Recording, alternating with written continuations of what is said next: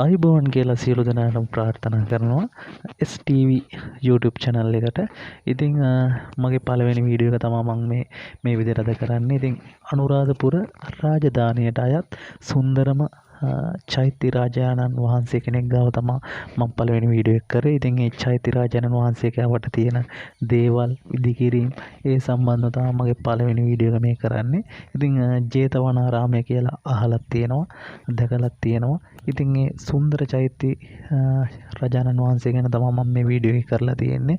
ඉතින් මේක නරඹන්න, subscribe කරන්න, share කරන්න, like කරන්න කියලා හැමදෙනාගම ඉල්ලනවා මගේ YouTube channel එක. ඉතින් මේක මම කියන්න ඕනේ මුලින්ම මේකේ තියෙන දේවල් මම වීඩියෝ කරලා තියෙන්නේ චෛත්‍ය අවට තියෙන දේවල් විතරයි. ඉතින් ගොඩක් නටබුන් තියෙනවා මේක අවට විහිදිලා. ඒ දේවල් මම ඉදිරි කොටස් වලින් අනිවාර්යයෙන්ම ගේනවා. ඒ වලේ සම්පූර්ණ විස්තර කරලා දෙනවා. මේ චෛත්‍ය ගැනත් මගේ විස්තර තියෙනවා. එතකොට ඉදිරියේදී ඒ ටික අහගන්න පුළුවන් මේකේ තියෙන විස්තර සම්පූර්ණම චෛත්‍යයේ. හැමදෙනාටම කියනවා එකතු වෙන්න කියලා මගේ channel එකත් එක්ක මේ අපූර්ව නොදුටු දේවල් බලන්න.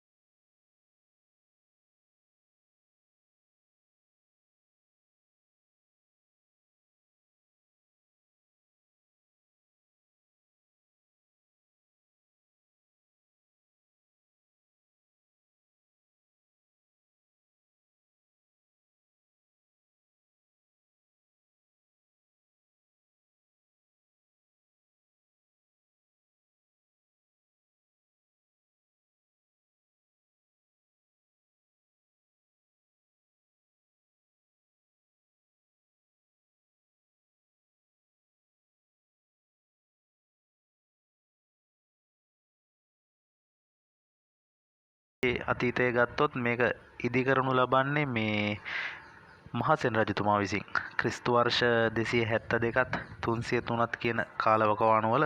ඉතින් මාරම ඉදිකිරීමක් මේක. මේ ඉතින් ජේතවන විහාරයේ මේ ප්‍රධාන කොටස වෙන්නේ මේ චෛත්‍ය. ඒ කියන්නේ මේකේ මේ වටේටම ගත්තොත් ගොඩක් නටබුන් තියෙනවා. මේ ඒවා ගැන මම ඉදිරි වීඩියෝ එකකින් අනිවාර්යයෙන්ම අරන් එනවා. ඉතින් මේක තමයි ප්‍රධානම තැන විදියට මේ ගොඩනගලා තියෙන්නේ. ඉතින් පහුකාලීනව මේ චෛත්‍ය මේ ප්‍රතිසංස්කරණ කටයුතු කරනවා මේ මිත්සෙන් කියන රජතුමා වගේම මේ මහානාග කියන රජතුමා, ඒ වගේම මේ ධාතුසේන රජතුමා, තවත් රජතුමා තමයි පළමු අක්බර් රජතුමා, මේ ඊට අමතරව තුන්වන මුගලන් කියන රජතුමා. ඉතින් මේ රජවරු විසින් තමයි මේක ප්‍රතිසංස්කරණය කරන්නේ. ඒ ප්‍රතිසංස්කරණය කරන කාල සීමාවල වෙද්දී මේක ලෝකෙ තිබ්බ මේ ගඩොල් වලින් කරපු උසම ස්මාරක වෙනවා. සුවශේෂී කරුණක් ඒක. මේ ගඩොල් වලින් කරපු උසම ස්මාරකය. ඒ වගේම චෛත්‍ය. ඉතින් මේක මහා පරාක්‍රම බහු රජතුමා විසින් තමයි මේක අවසන් වරට මේ රජවරුන්ගේ ප්‍රතිසංස්කරණය කරන්නේ. ඒ කියන්නේ ක්‍රිස්තු වර්ෂ 1153ත් 1186ත් කියන කාලවකවානුවක. ඒක මේ පැහැදිලිවම මහා වංශයේ සඳහන් වෙලා තියෙනවා. මේ අනිත් කරුණ වෙන්නේ සුවිශේෂී කරුණ වන්නේ මේක මේ රියන් 160ක් උසයි. ඒ කියන්නේ මීටර වලින් ගත්තොත් 120ක්. මේ අදටත් මේක කැඩී ගියපු කොත දක්වා උස තියෙනවා මීටර 73ක්. ඉතින් ඒක සුවිශේෂීම දෙයක්, මාර වැදගත් දෙයක්. ඉතින් මේ රජරට ශිෂ්ටාචාරයේ අවසන් වෙනවත් එක්ක මේවා වල් බිහි වෙනවා. ඊට පස්සේ මේ 19 වන සියවසේ මේ තමා මේක නැවත මේ ප්‍රතිසංස්කරණ කටයුතු කරන්න බ්‍රිතාන්‍ය පාලනයත් සමග.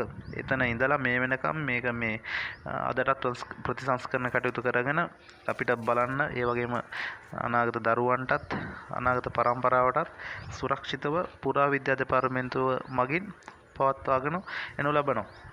ඉතින් කියන්න තියෙන මේ වගේ ස්ථාන බලලා විනාශ කරන්න එපා. මේ සුරක්ෂිතව තබා ගන්න. මොකද අපේ උරුමයන් මේවා.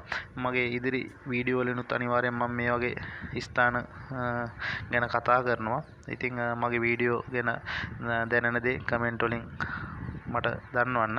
ඉතින් ගොඩක් බලන්න කියලා තමයි කියන්නේ මේ වගේ ස්ථාන ඇවිල්ලා අනුරාධපුරයටත් ඒ වගේ වෙනත් තැන් වලත් ළඟ